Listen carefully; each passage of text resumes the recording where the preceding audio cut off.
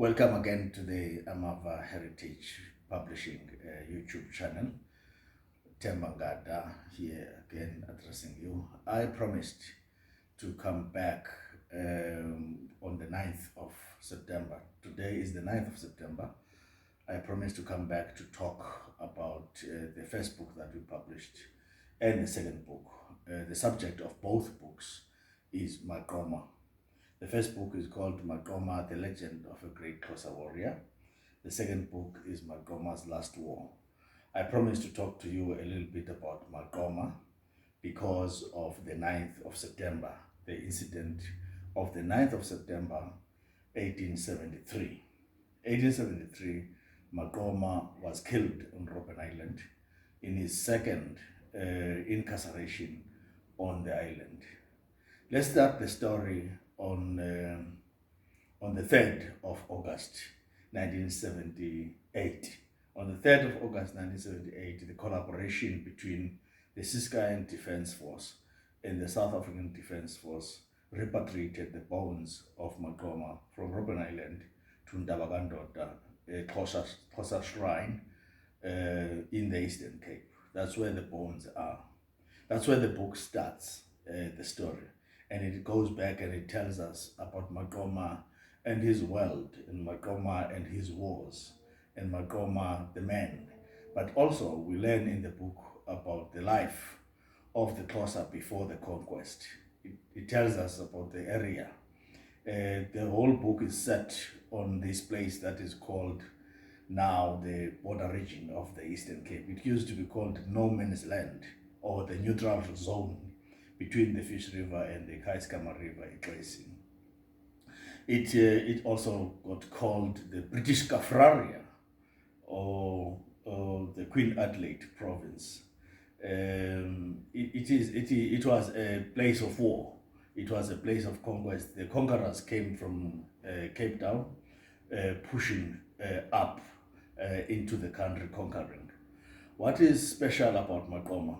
Maqoma was the commander of the Xhosa Armed Forces for all his life, from age 22 until age 75 when he died on Robben Island. Maqoma is not special only to the Xhosa, it's special to everyone in the country because he kept the conquerors in the Cape, in his part of the Cape, for a good 50 years in serious combat, where he won battles against the English. Maqoma faced 22 British Armed Forces generals. They changed generals. In Maqoma's time, they changed generals 22 times. In our side, it was Maqoma who was the general and had to change tactics 22 times. Every time there's a new commander on the British side, he had to change. Maqoma also was appointed as a regent for his father Naika, who died in 1829 of tuberculosis. And then his younger brother, who was supposed to be king of the Xhosa, was too young to be king at the time. So Maqoma had to carry the ropes. So the British, during all that time, the British changed governors 12 times. Governors of the Cape, and during that time our governor was Maqoma at the same time, and then he had to change tactics every time they changed governors. On the Xhosa side, he was the governor, and those governors did not have military responsibilities. They had generals who were fighting their wars, but Maqoma had both responsibilities. Maqoma did not have a political party. He was the political party for the Xhosa. Maqoma did not have a diplomatic corps. He was the Minister of Foreign Affairs for the Xhosa. When there was war, Maqoma led his forces to war. Time for peace, it was Maqoma who organized peace. So he was everything to the Xhosa. He was the economy of the Xhosa. He determined, just like all the chiefs and all the kings, the time for plowing, the time for going back to the fields.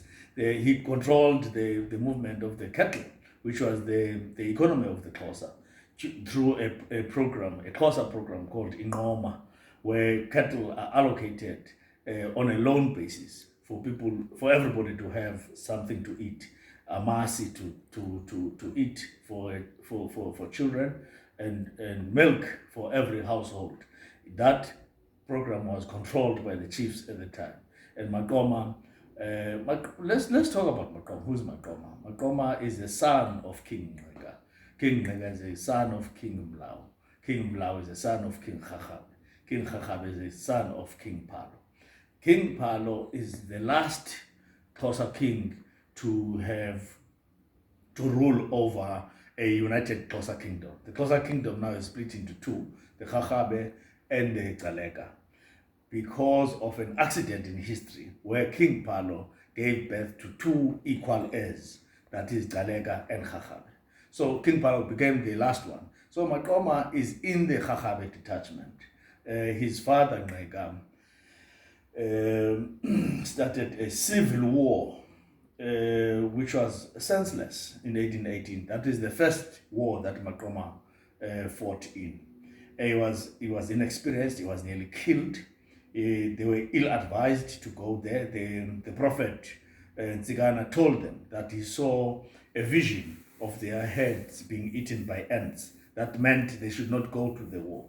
And then Nega was adamant that Maqoma must go to this war. He nearly lost it. He lost the war. He nearly lost his life in that war, and had to be in hiding for a few months because he was seriously injured.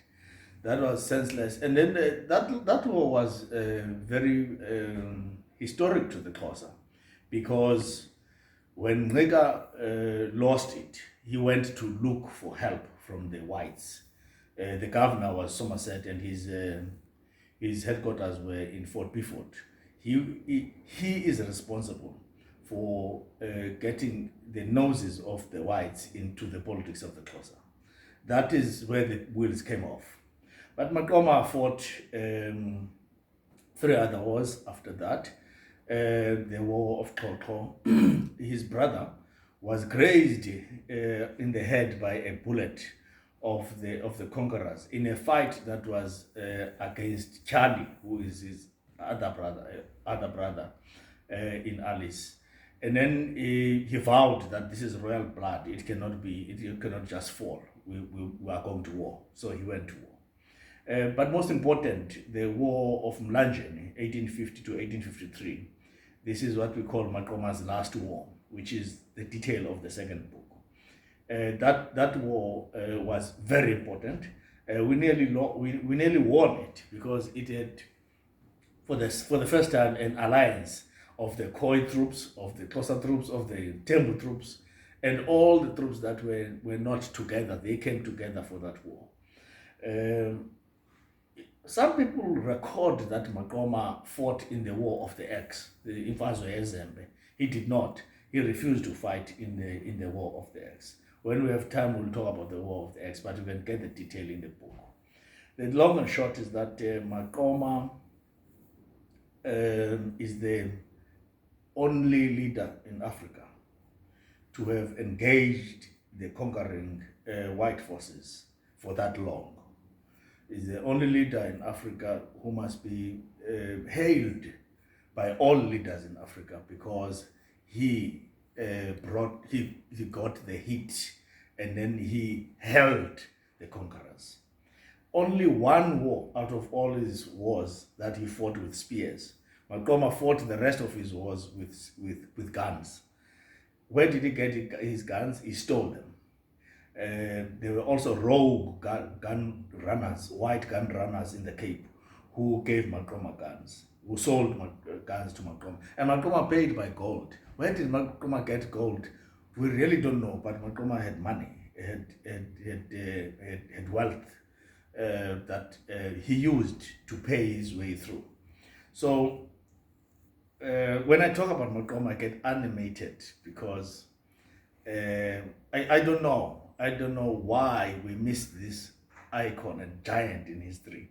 I don't advocate that he must get an order out of the national orders that we get each and every year from the president. I advocate that he gets an order that is named after him, that people get orders of Maqoma.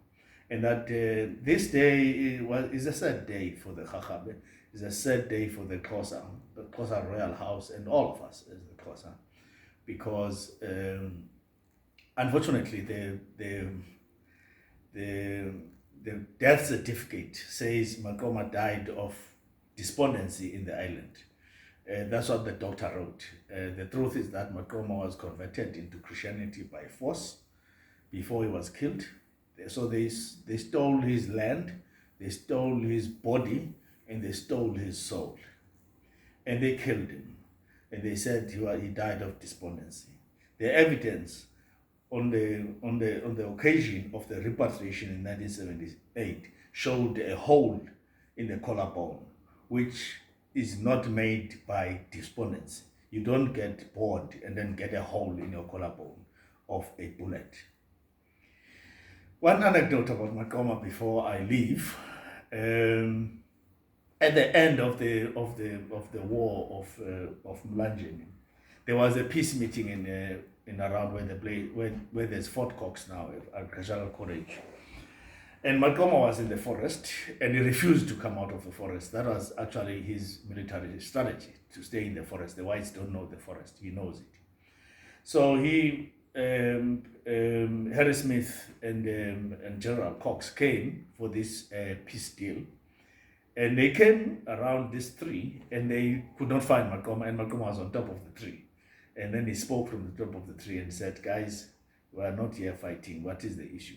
And when we started to be clever, 3,000 troops came out of the woods with their guns pointing to the white delegation. So they dropped their guns and they agreed to talk peace.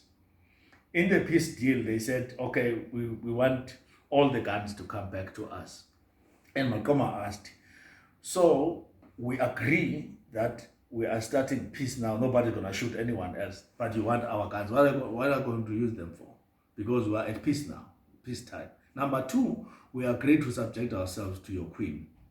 And she becomes our queen. So we must protect her. So we need guns. So you can't take our guns when we are you. We are the same family now. If you want us to give you guns, give us your guns as well." That is Maqoma for you. We salute Jongum Sobomvu. We're crying, but we are so happy to have found your soul. We have found your story. We vow to continue to tell the story to generations and to learn from your wars and to learn from the land battles that you won. Thank you.